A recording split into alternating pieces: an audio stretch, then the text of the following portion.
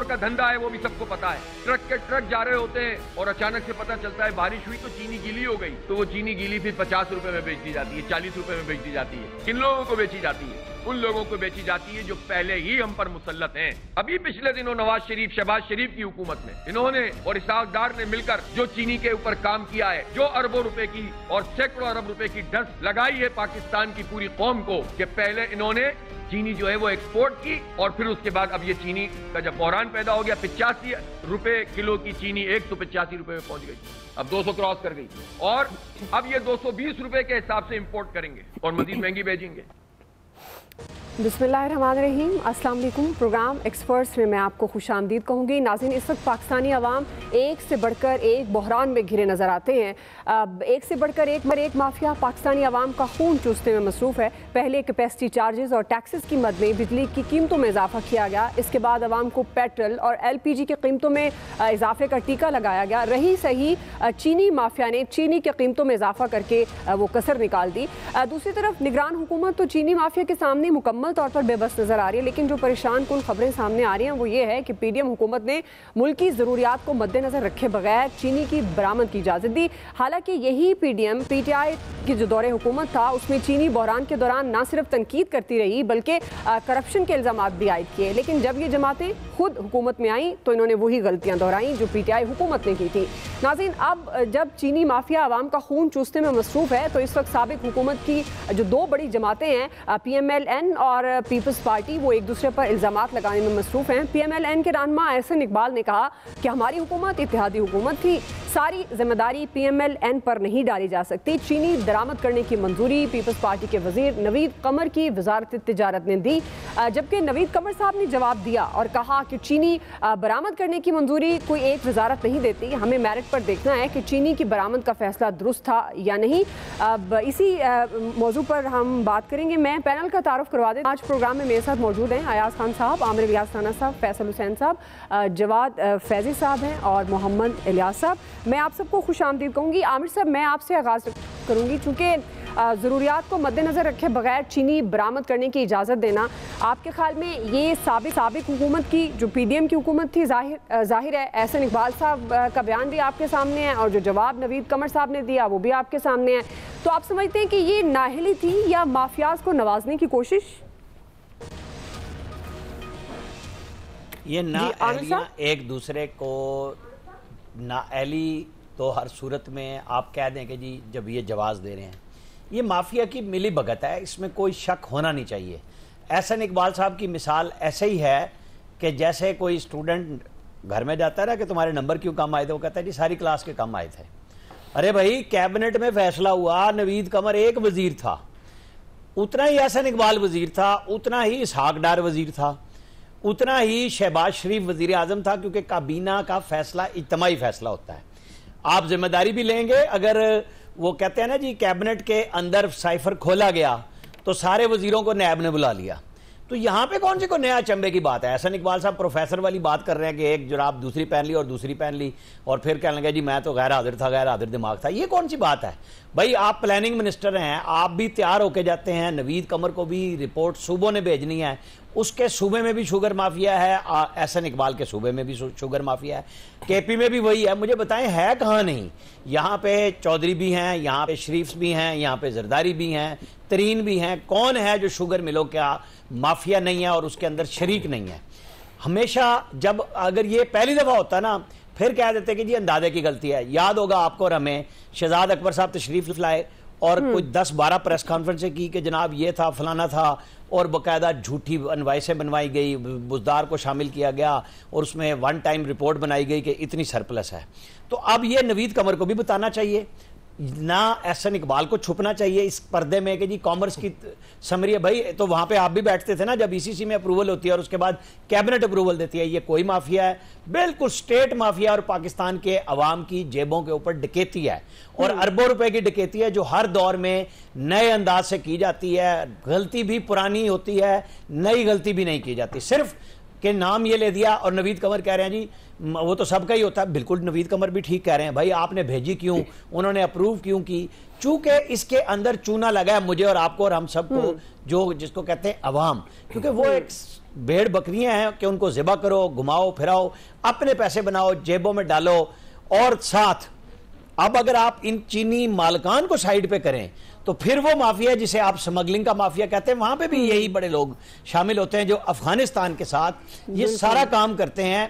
और जब एक्सपोर्ट होती है तो वो भी अफगानिस्तान के नाम पे और इधर उधर ड्रामा करके कागजों में एक्सपोर्ट होती है, उसका रिबेट हासिल करते हैं और वही चीनी फिर यहां बेचते हैं। अफगानिस्तान जाहिर है लैंडलॉक कंट्री है, वहां सारा कुछ पाकिस्तान की कीमत पे, अवाम की कीमत पे स्मगल हो रहा है। अब आजकल जनाब वजीर आजम साहब को बहुत शौक हुआ है, उस सूबे से वो ताल्लुक रखते हैं जहां पे बलोचिस्तान से वो ईरान से तेल शुरू होता है। वो कहते हैं ना पाकिस्तान पुलिस सर्विस, बेसिकली इसको उर्फ आम में कहा जाता है पाकिस्तान पेट्रोलियम सर्विसेज।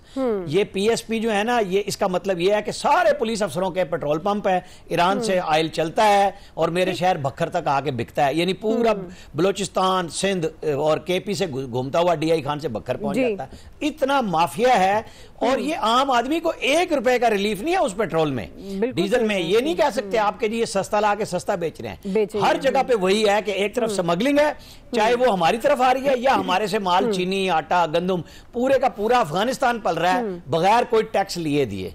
तो जाहिर है अब अगर वजीर आजम कह रहे हैं, हम मान लेते हैं जी आप बड़ी मीटिंगें कर रहे हैं, आनिया जानिया, आपको याद होगा शेख रशीद वजीर इत्तलात थे, बड़े बड़े इश्तिहारात चलाए कि जी हम कर रहे हैं। लेकिन इशू क्या है कि एक पूरी मईशत चल रही है जो हमारे आम लोगों की है। अगर आप उसको मुतबादिल रोजगार नहीं देंगे इस ऑयल का या किसी भी चीज का, तो फिर चोरी डकैती आम होगी। बैठ के खुल के बात करें जी क्या करना है, हल निकालें, मसला हल करें। आप बिल्कुल दुरुस्त कह रहे हैं अयाज साहब, हल तो वो निकालने की कोशिश कर रहे हैं। मुख्तलिफ बड़ी लंबी लंबी उनकी मीटिंग्स भी हो रही हैं, हिदायत ब्रीफिंग ले रहे हैं, हिदायत दे रहे हैं, लेकिन जाहिर है उनका मैंडेट बड़ा महदूद है। अब अयाज साहब, क्या चीनी बरामद करने का जो फैसला है आप समझते हैं उसने कीमत को बढ़ाया है चीनी की? ये जो तारीखी रिकॉर्ड तोड़ गई है ये कीमत। देखिए तो अब असल में वो जो साथ बैठे होते हैं ना इनके, वो लोग सारे ज़ाहिर है उनका कारोबार ही है। और वो बेचारे चूँकि इन्वेस्टमेंट भी, अब चीनी वालों ने तो इन्वेस्टमेंट भी थोड़ा अर्सा पहले बहुत की है ना, तो इसलिए उनका फिर राइट बनता है, वो कहते हैं जी ठीक है कमाते जाओ।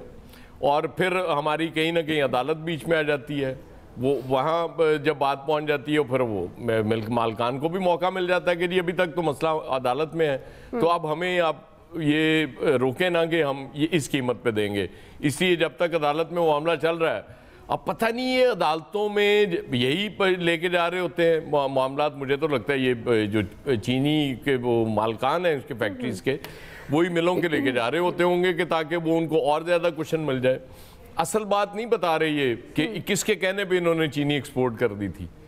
वो राणा साहब को शायद पता होगा कि वो जब आखिरी दिनों में मुलाकातें कर रहे थे ना, तो एक मुलाकात उनकी हमारे से भी हुई थी। अच्छा। उन्होंने कहा यार मैं क्या कि 500 मिलियन दी चीनी तो एक्सपोर्ट करो ना, एनी चीनी पे ही है, क्योंकि कुछ तो जरा मुआवजा है आपके खजाने में। तो वो तो आपको पता है जब उन्होंने कहा तो उसके बाद फिर किस में जरूरत थी कि इनकार करता। चलें जितनी भी इन्होंने कर दी इनकी मेहरबानी कि 500 मिलियन की नहीं कम कर दी। ये तो बिल्कुल ठीक बात है कि हर दौर का अलमिया है, इसमें कोई शक वाली बात ही नहीं है। उसकी वजह ये है कि ये जो पॉलिसी मेकर्स हमारे हैं ये सारे हैं ही वही लोग। यहाँ आपको पता है कि आटे का बहरान क्यों पैदा हो जाता है? गंदम आती है सपोर्ट प्राइस पे और वो बगैर पीसे हुए वो मतलब उसके फैक्ट्री के नाम पे आती है और वहीं से वो बिक जाती है। वो अपना मुनाफा कमा के घर ले जाते हैं और कोई पूछने वाला नहीं है। लिटरली मसाइल इतने ज्यादा हैं इस कौम के कि ये तो मसला लगता ही नहीं है ना। ये तो अल्लाह का बड़ा करम है कि महंगाई बहुत कम हो गई इसके दौर में जब पीडीएफ की हुकूमत आई, वरना जो उससे पहले महंगाई हुआ करती थी वो तो बर्बाद किए हुए थी हमें। तो ये एक तो अल्लाह का शुक्र अदा करना चाहिए। अब निगरान दौर में हमें फिर लगना शुरू हो गया कि शायद को महंगाई होना शुरू हुई है, क्योंकि इससे पहले 16 माह बड़ा पुरस्कून रहा है इस मुल्क में। अल्लाह का बड़ा एहसान रहा है कि वो जो हमें चीजें बहुत ज्यादा महंगी लगती थी वो लगना खत्म हो गई। अब बिजली के बिलों में आपको अब वो भी जो लोग करके गए हैं वो भी एहतजाज के लिए निकले हुए हैं, उनको भी समझ नहीं आ रही। वो इतना का हुस्न है, दिन रात हमारे गम में घुल रहे हैं बेचारे, परेशान हुए हैं, मारे मारे फिर रहे हैं पागलों की तरह। उनका दिल करता है कि दीवारों को टकरे मारें, क्योंकि अवाम बड़ी मुश्किल में है और उनसे ये बर्दाश्त होता ही नहीं है। वो इसलिए तैयारी कर रहे हैं कि एक दफा फिर उन्होंने आना है, आपकी खिदमत करनी है और फिर यकीनन उनको सिला तो मिलना चाहिए ना इस खिदमत का। तो ये सिले हैं छोटे छोटे, आप लोग पता नहीं क्यों इस पे नाराज हो जाते हैं। सही है फैसल साहब ऐसी खिदमत के आगे तो फिर हमें हाथ ही जोड़ देने चाहिए, हमें ऐसी खिदमत नहीं चाहिए। फैसल साहब, अब ये बरामद करना मसला है, ज़ख़ीरा अंदोज़ी है, ज़ाहिर है जिस तरह स्मगलिंग की बात आमिर साहब ने भी की। आपके ख्याल में माहिरीन तो ये भी कह रहे हैं कि जी वो अंदाज़ा नहीं हुआ खपत क्या है, ज़ख़ीरा क्या है, बरामद करने से पहले वो अदाद-ओ-शुमार दुरुस्त नहीं थे। अगर वो अदाद-ओ-शुमार दुरुस्त तरीके से रखे जाते तो ये वाली किल्लत ना होती जिससे चीनी ज़ाहिर है। लेकिन वो जो माफियाज की हम बार बार बात करते हैं, जो ज़ख़ीरा अंदोज़ी करते हैं, जो इस मौके से फ़ायदा उठाते हैं, उनको कोई पकड़ने वाला नहीं है। आपके ख्याल में क्या वजह है कीमत बढ़ने की फैसल साहब? पकड़ना किसने है? पकड़ने वाले तो खुद ये काम कर रहे हैं ना। बिल्कुल यही इल्ज़ामात इमरान खान की हुकूमत पे लगे थे। 1920 का फ़र्क नहीं था, जो आमिर साहब ने भी कहा, याद साहब ने भी कहा। बिल्कुल यही इल्ज़ामात जो है वो नून लीग की हुकूमत पे भी लग रहे हैं और गालिब तरीन इम्कान है कि यही इल्ज़ामात जो है वो निगरान हुकूमत पे भी लगेंगे इनके जाने के बाद। इन्होंने भी यही कहा कि बहुत अच्छी दिहाड़ी है ना, बिल्कुल बगैर साइन के पैसे आते हैं ना, वो अफसर के लिए बड़े ताकतवर होते हैं, साइन ही नहीं करना, सीधे सीधे पैसे पकड़ लो। बात यह है कि इसहाक डार साहब की नाअहली की और तकब्बुर की कीमत इज्तिमाई तौर पे तो पूरी कौम ने अदा की है, लेकिन इनफरादी तौर पे सबसे ज़्यादा इनके तकब्बुर और नाअहली की कीमत नवाज शरीफ साहब ने अदा की और आने वाले दिनों में भी अदा करेंगे। नवाज शरीफ साहब के लिए बेहतर यही है कि वो अगर उनको अपनी सियासत अजीज है तो कम से कम ये काम करें कि वो इसहाक डार साहब से कम सियासी तौर पे जो है वो जान छुड़ा लें। लेकिन इसका भी कोई इम्कान नहीं है। अगर नवाज शरीफ साहब की हुकूमत आ जाती है तो आइंदा वजीर ख़जाना यही इसहाक डार साहब होंगे। ठीक हो सकता है वज़ीर आज़म भी हो जाए, निगरान वज़ीर आज़म लाने की तो पूरी कोशिश की गई। इस वक्त आपका सवाल यह है कि जो कीमतें हैं जिस लम्हे हम और आप गुफ्तगू कर रहे हैं वो आउट ऑफ कंट्रोल हो गई हैं। अगले इससे ख़तरनाक बात यह है कि जितनी भी कीमतें चीज़ों की आउट ऑफ कंट्रोल है, उन सब की कीमतों में मज़ीद जो है वो इजाफा होने जा रहा है। चाहे वो बिजली है, चाहे वो फ्यूल है, चाहे वो चीनी है, चाहे वो गोश्त है, चाहे वो दूध है, सब की कीमतों में फिर क्या होगा इस मुल्क के अंदर? आज की तारीख में लोगों की समझ में सिर्फ कराची के अंदर पाकिस्तान की तारीख का पहला मौका है कि लाखों लोगों ने अपने बिजली के बिल अदा नहीं किए। ऐसे लोग और चीज़ों से परेशान होते थे, दाल की वजह से, गोश्त की वजह से, दूध की वजह से, लेकिन बिजली के बिल अदा नहीं किए। ये पहला मौका है लाखों की तादाद में। अगर बाबडा के वो निकाला जाए डेटा तो यकीनी तौर पे वहाँ भी यही सूरत हाल होगी, शायद तादाद ज़्यादा हो जी। तो इन लाखों लोगों के साथ अब क्या होगा? इन सबकी बिजली काट दी जाएगी। जी सर, बिल्कुल बिल नहीं अदा करेंगे तो कटेगा, कट जाएंगे। तो फिर बिजली जब लाखों लोगों की सिर्फ कराची में कटेगी, यही सूरत हाल कमोबेश पंजाब में भी होगी, यही KPK में भी होगी, पूरे मुल्क में। जब इस मुल्क में अच्छा आज अदा नहीं किया, इसका मतलब ये नहीं कल उनकी आमदनी बढ़ जाएगी तो उन्हें बिल अदा कर देने, कल भी अदा नहीं कर सकते। सही। तो इस मुल्क में क्या करोड़ों लोगों की बिजली कटने जा रही है? इस मुल्क में कितना खतरनाक इस वक्त अनारकी इंतशार जो नजर आ रहा है, कोई तवज्जो दे, कोई वो करे। फिर नई नई इस्लाहत कौम को मालूम चल जाती है। ये कैपेसिटी पेमेंट जो है जो पहली होगी, लेकिन जबान जद आम नहीं थी, ये भी अब लोगों को नई मालूम चल गई, इसकी भी लोग पेमेंट करते हैं। सर आप समझते नहीं हैं, आपको एजुकेट कर रहे हैं, ये सब मिलकर आपको एजुकेट कर रहे हैं बेसिकली, नए नए अल्फाज तलफ़ुज़ आपको बता रहे हैं। बस ये जो सूरत हाल है ना कि 1 महीने बाद, 2 महीने बाद, 3 महीने के बाद जो इस मुल्क में होने जा रहा है वो बहुत खतरनाक होगा। तो बेहतर ये होगा कि तबका इशराफिया को एहतियात करनी चाहिए, गैर जरूरी तबसरों से भी गरेज करें। जी आमिर साहब मैं यही कह रहा था, मैं कहा आज क्यों दुम पे पाँव आया हुआ है कि आज माफिया पे आवाज बड़ी स्लो है। कोई अच्छा नहीं, ये कोई टेक्निकल शायद इशू है, आपका भी ऑडियो लेवल कम है। नहीं मैं बताता हूँ दुआ, मैं जवाब देता हूँ। जी दे यही तो चाह रहा था, मेरी आवाज चाहिए थी। ये सिर्फ मेरी आवाज से लो नहीं है, जो आदमी महंगाई से परेशान है चीनी का किस्सा है और सबकी आवाज शुगर लो की है। तरह से लो गई है। हाँ, नहीं, बहुत अच्छी आपने और बात आवाज की है, ताकतवर वाकई। किसकी है? तबका इसराफिया की तबका आवाज इसराफिया। वैसी ताकतवर है, इसको महंगाई का कोई फर्क नहीं पड़ रहा। सही है जी। जवाद फैज़ी साहब, अल्हम्दुलिल्लाह, आपका वैसे तमन्ना ताल्लुक आवाज़ रहनी तबका चाहिए। अशराफिया से है या हम जैसे मिडिल क्लास से है? जवाद फैज़ी साहब, जवाद फैज़ी साहब, सवाल भी मैं रख देती हूँ। नवीद कमर साहब कह रहे हैं हमें मेरिट पर देखना चाहिए, चीनी बरामद करने का जो फैसला था वो दुरुस्त था या नहीं, तो इस चक्कर में ये पहले इनको देखना चाहिए था ना, फैसला करने से पहले, कि फैसला मेरिट पर हो रहा है या नहीं। नहीं, मेरिट पे तो देखना चाहिए और हर एक को देखना चाहिए। मेरिट तो अभी याज खान साहब 16 महीने की जो कम तरीन महंगाई थी उसका जिक्र कर रहे थे, लेकिन जब रियासत मदीना में चीनी का बहरान आया तो काश के वो पहली दफ़ा हुकूमत जो बनी थी महात्मा की, उसमें कोई ऐसी चीज़ ही सेट कर जाते, पकड़ लेते। और कहा भी था उन्होंने कि छोड़ूंगा नहीं, लेकिन ये तो चोर थे सारे। ये तो शुरू से हम सुनते आ रहे तकरीरें, हमें 26 बरस ये सुना हमने कि ये चोर हैं, लुटेरे हैं, शुगर माफिया से ताल्लुक़ है, इनको पकड़े जाना चाहिए। इसमें कोई शक नहीं है कि बिला मुबालगा जो इसमें इन्वॉल्व है पकड़ा जाना चाहिए। लेकिन काश के कुछ चीज़ें ऐसी सेट कर जाते, मिसालें बना जाते कि उस दरमियान जब नवाज शरीफ गया था तो तब पेट्रोल की क्या प्राइस थी, चीनी की क्या प्राइस थी, फिर रियासत मदीना में हमने देखा कि कहाँ से कहाँ चलेगी। लेकिन नहीं, बोलना नहीं चाहिए था, इसलिए कि वो बड़ा खूबसूरत है, हैंडसम है, बैनुल अक़वामी प्लेटफॉर्म पे बहुत अच्छी गुफ्तगू करता है। IMF के पास जाने से पहले खुदकुशी करनी थी, फिर वो चले भी गए और खुदकुशी भी नहीं की, फिर उसके बाद मुआहदा करके उसे तोड़ने की भी कोशिश की। जाते जाते एक ऐसी चिंगारी पेट्रोल वाली लगा गए कि प्राइसेस कम करके चले गए, आने वालों पे डाल गए। ये सारा खिलवाड़ जो है ना, जिस तरह खान साहब ने भी कहा और आमिर इलियास राना साहब ने भी, कि ये हर दौर में रहा है।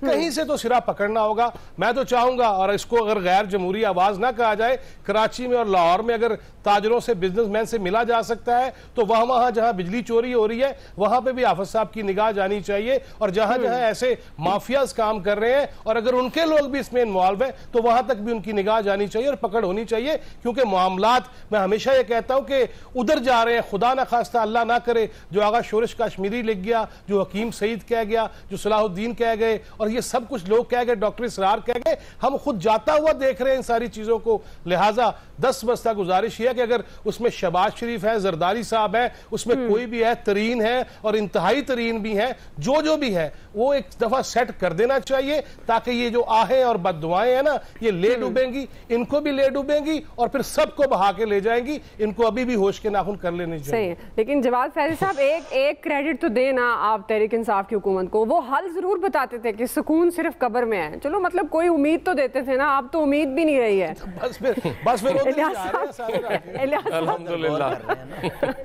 साहब, वैसे जाहिर है जब हम बात करते हैं और हम भी बार बार एक ही सवाल उठाते हैं, जब भी पेट्रोल की कीमत बढ़ती है, बिजली की कीमतें बढ़ती हैं, खाने पीने की चीज़ों में इजाफा होता है, यही कहते हैं आम आदमी को रिलीफ कौन देगा। आम पिछले 7-8 साल से हम भी यहाँ पर बैठकर यही बात कर रहे हैं, लेकिन अब जिस तरह की सिचुएशन है, अब वाकई अगर हम हंस रहे हैं तो ये इसका ये मतलब नहीं है कि हम, अब वो कहते हैं ना कि मुश्किलें इतनी पड़ी कि आसान हो गई, ये वो वाला हाल है।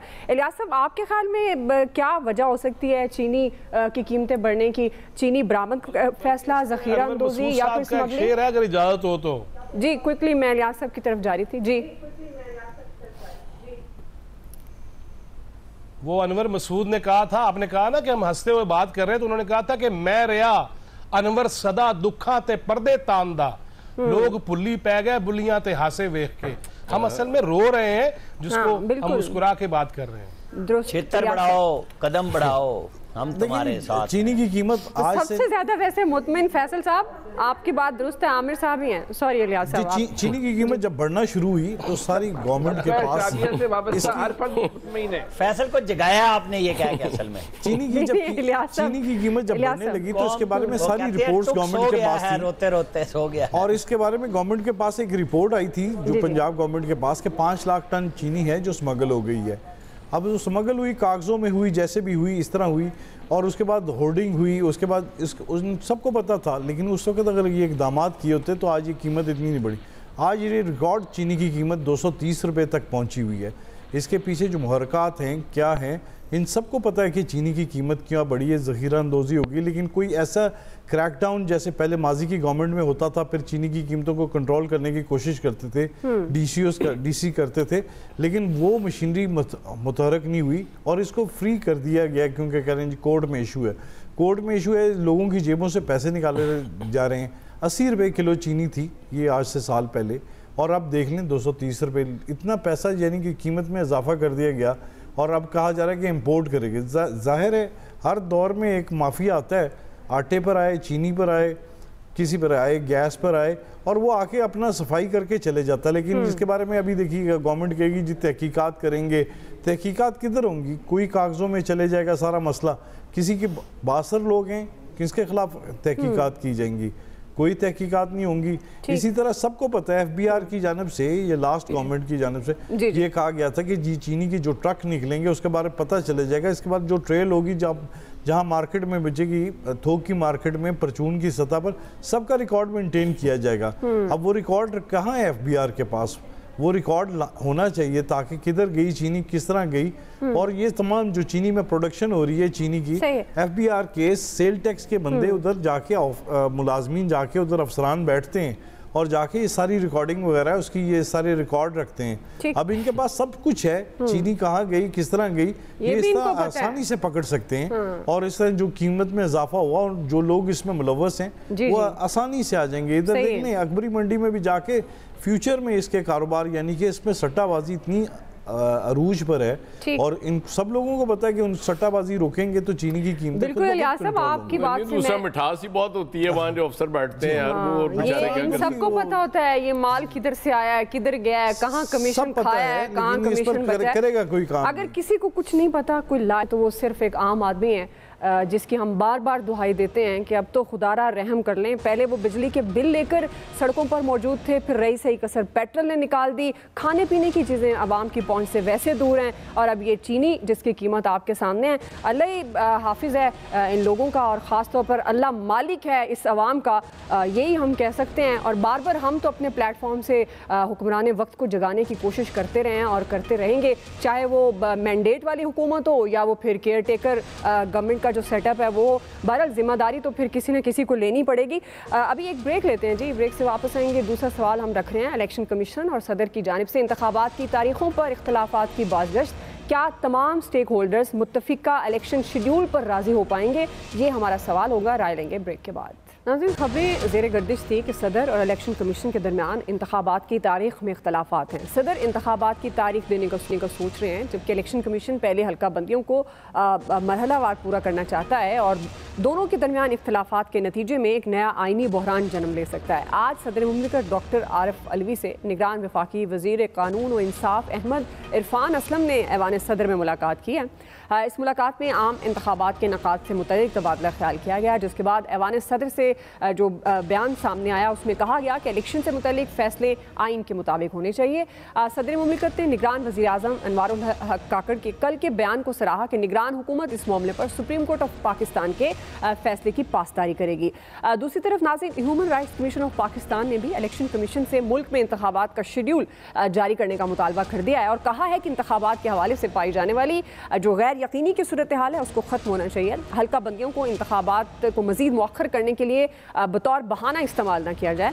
इससे कबल इलेक्शन कमीशन पहले ही कह चुका है कि वो सियासी जमातों के मुतालबात को मद्देनज़र रखते हुए हल्का बंदियों को जल्द मुकम्मल कर लेगा। इसी से मुतल्लिक हमारा सवाल आया साहब, मैं आपसे आगाज़, चूँकि जिस तरह से इंतखाबात के हवाले से एक गैर यकीनी की फ़ज़ा है, आप समझते हैं कि तमाम स्टेक होल्डर्स किसी मुत्तफ़िक़ा शेड्यूल पर राज़ी हो पाएंगे? देखिए दुआ, अब कुछ ज़्यादा गैर यकीनी की सूरत हाल मुझे तो नहीं लगती इलेक्शंस के हवाले से। आज से महीना पहले आप कह सकती थी कि थी, अब मुझे लगता है कि वो गैर यकीनी कम होती जा रही इलेक्शंस के हवाले से। उसकी वजह ये है कि ज़ाहिर है इंटरनेशनल प्रेशर्स हैं, फिर मुल्क के अंदर से प्रेशर्स हैं, और फिर सबसे बड़ी बात ये है कि ये आपसे चल नहीं पा रहा ये सिस्टम, ये मईशत आप उसमें है ही कुछ नहीं, आपके पल्ले ही कुछ नहीं है, तो किस तरह इसको आप तूल दे सकते हैं? अगर तो ये सिस्टम चलना है, जमहूरी सिस्टम ने इसी तरह चलना है, तो फिर इलेक्शन ज़्यादा डिले होते मुझे नज़र नहीं आ रहे। जनवरी फरवरी तक मुझे लगता है कि इलेक्शन हो जाने चाहिए, क्योंकि वो हल्का बंदियों का बिखड़ा ऑलरेडी चूँकि शुरू कर चुके हैं। बहुत पहले वो, मैं तो हमेशा कहता हूँ कि वो जो नो कॉन्फिडेंस मोशन आई थी उसके बाद इलेक्शंस की तरफ जाना चाहिए था, नहीं गए। फिर भी एक दो मौके आए, नहीं गए आप, ठीक है चलें, आपकी मर्जी थी, क्योंकि हालात यहाँ तक पहुँचाने भी बड़े ज़रूरी थे मुझे लगता है, वो पहुँच गए हैं। तो इलेक्शंस तो स्टेक होल्डर्स हो ही जाएंगे मुझे लगता है किसी एक तारीख पे मुत्तफिक। अलबत्ता सुप्रीम कोर्ट के हवाले से जब बात आती है तो वो मुझे यकीनन एक मजाक ही लगता है, क्योंकि सुप्रीम कोर्ट के फैसलों का हशर तो हम देख चुके हैं, बल्कि बहुत से फैसलों का हशर अब हम देख चुके हुए हैं जो इस मुल्क में हो रहा है। और आइन और कानून की बात मरखल अब ना की जाए तो बेहतर है, क्योंकि जो मारूजी हालात हैं उनके मुताबिक ही बात करनी चाहिए कि चीज़ नज़र आ रही है नहीं आ रही। आइन और कानून का मरखल उसकी गर्दान छोड़ ही दी जाए तो बेहतर है। और जब आइन और कानून इस मुल्क में होंगे तो फिर इंशाल्लाह उस पर भी बात करें। ठीक जी, आमिर साहब। वो तो तेरा कानून मेरा कानून है, इसमें कौन सा कोई मसला है। यहाँ पे सदर साहब पार्टी वर्कर के तौर पे जब किरदार अदा करें और आइन की गुफ्तगू करें तो फिर अजीब तो लगेगी कि जब वो 40 बिल पीटीआई की गवर्नमेंट मुश्तरका इजलास में 2 मिनट में करती है तो वो सब पे साइन हो जाते हैं और यहाँ पे वो बैठ जाते हैं लेके कि जी मुझे तो पता नहीं चला, मैंने 9 पे साइन कर दिया, मुझे 2 का मैंने ज़ुबानी कहा था। तो जब सदर पाकिस्तान के मनसब पर बैठी हुई शख्सियत इस तरह खिलवाड़ करेगी तो फिर आपको कहना भी नहीं चाहिए। अयाज साहब की बात से मुत्तफिक हूँ कि सबसे बड़ा दफ्तर जब ये गेम खेलने लगेगा तो फिर आपको क्या लगेगा। और वो 2 साल में जब उनको समझ आए तो फिर अपनी तनख्वाह भी मांग लें सदर साहब जाते हुए कि यार मुझे तो आइनी तौर पे सबसे ज़्यादा तनख्वाह मिलनी है, चाहे 1 रुपया फालतू है चीफ जस्टिस ऑफ पाकिस्तान से तो वो मुझे ला के दे दें, वो भी दे देंगे उनको। ज़ाहिर है जब जजेस को पेश की जाती है सारी तनख्वाह हर किस्म की सहूलियात के साथ तो सदर साहब बेचारे का क्या कसूर है, जहाज़ भी मिलता है, सब कुछ मिलता है, इसके बावजूद तनख्वाह के थोड़े से पैसे अगर आप नहीं दे रहे 18-20 लाख रुपये महीने वाले तो वो भी दे दें।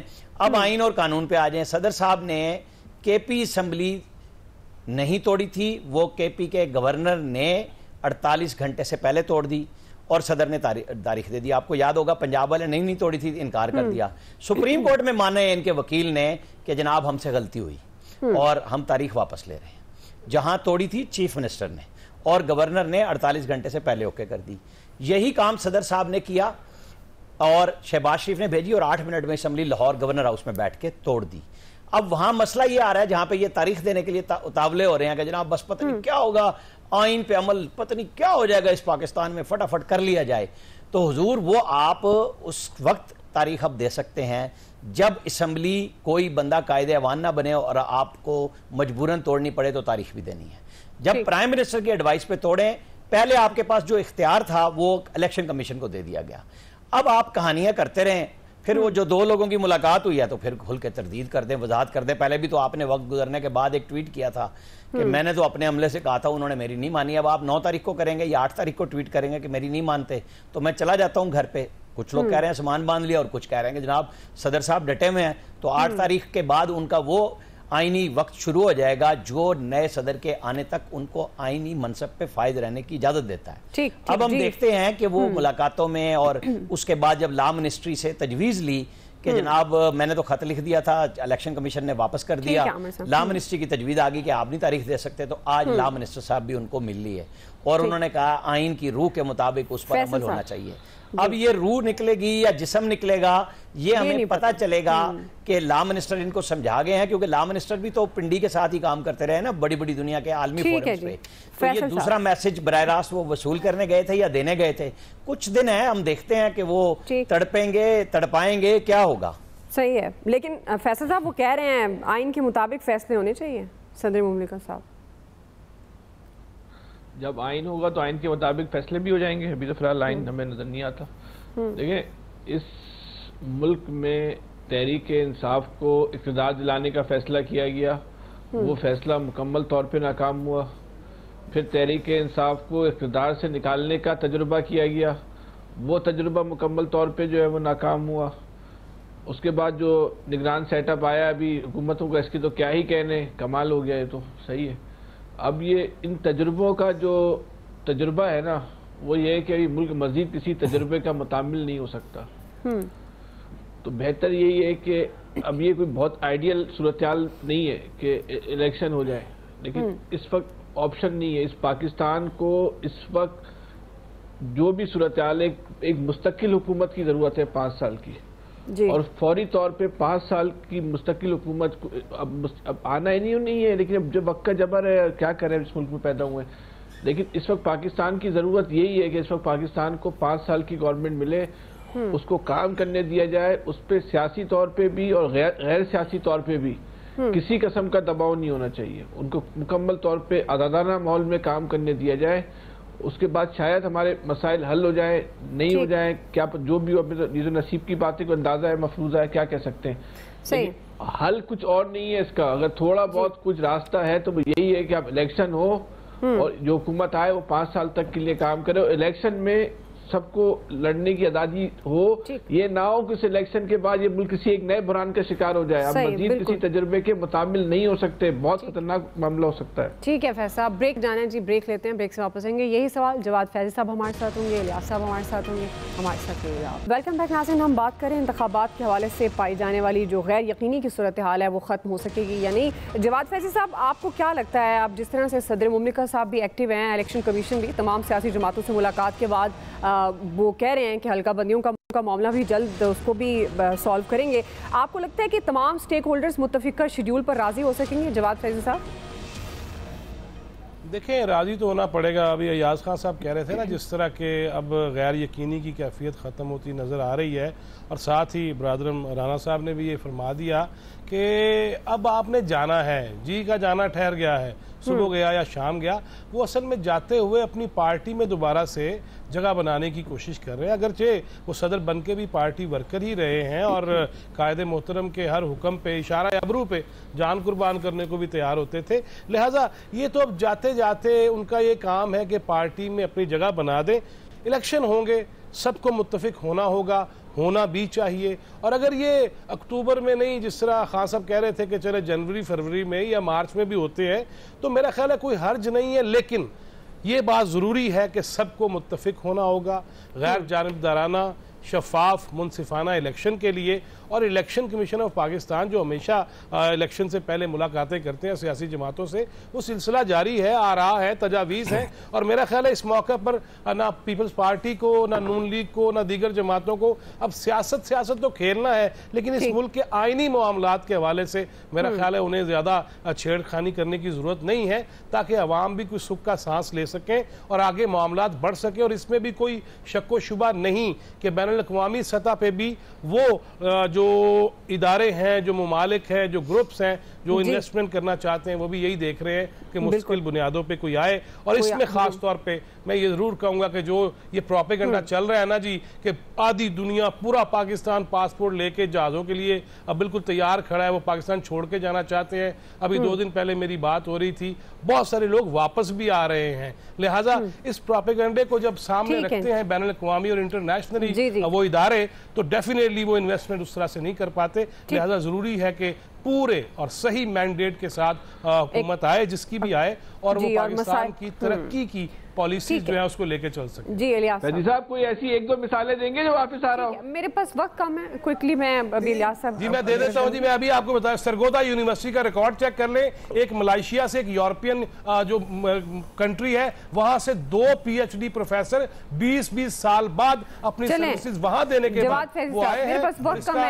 मेरे कल के प्रोग्राम में बाकायदा तौर पर हुआ है। देखिए इलेक्शन के लिए रिपोर्ट किया होगा उनको सर, इलियास साहब, सियासी जमातों के लिए सरगोदा यूनिवर्सिटी कॉल कर लें, डॉक्टर उस्मान से बात कर लें, सरगोदा यूनिवर्सिटी। चलें इलियास साहब को सुन लें पहले। जी इलियास साहब, सियासी जमातें जो हैं इस वक्त सारी ये इस वक्त परेशान इस वक्त जब हैं कि वो इलेक्शन होने चाहिए, और दूसरी तरफ ये परेशान है कि उन्होंने किया क्या था। खास तौर पर PDM की इत्तेहादी जमातें, उनको पता है कि उन्होंने जो महंगाई के लिए वो कुछ कर नहीं सके, वो रिजीम चेंज किया लेकिन उसमें कुछ हो नहीं सका उनके लिए। अब ये है कि आवाम में जाना इनके लिए बड़ा मुश्किल है। इलेक्शन तो ये चाहती हैं, लेकिन ये चाहते हैं कि ये खुद चाहती हैं कि डिले हो, लेकिन एक सियासत तो करनी है, इसलिए सियासत करनी है। और इलेक्शन कमीशन पर जोर देना है कि जी इलेक्शन के लिए डेट दें। उनको भी पता है कि इलेक्शन के लिए ये इनको जब तक नहीं टाइम मिलेगा उस वक्त तक इनकी सियासत चलती रहेगी, और आवाम में जो भी है। ठीक है इलियास साहब, हो गया, आपका पॉइंट ऑफ व्यू आ गया। आप सबका बहुत शुक्रिया। नाज़रीन, आज गवादर में इंतहाई अफसोसनाक वाक़या पेश आया। पाक बहरिया का हेलीकॉप्टर तरबियती परवाज़ के दौरान हादसे का शिकार हुआ, जिसमें पाक बहरिया के 2 अफसरान और एक जवान ने जाम शहादत नोश किया है। नाज़रीन, हमारी हमदर्दियाँ लवाहिकीन के साथ हैं। बेशक इन्हीं शोहदा की वजह से पाकिस्तान कायम दायम है। आज के एक्सपर्ट से इतना ही। फीडबैक दीजिएगा। ख्याल रखिएगा।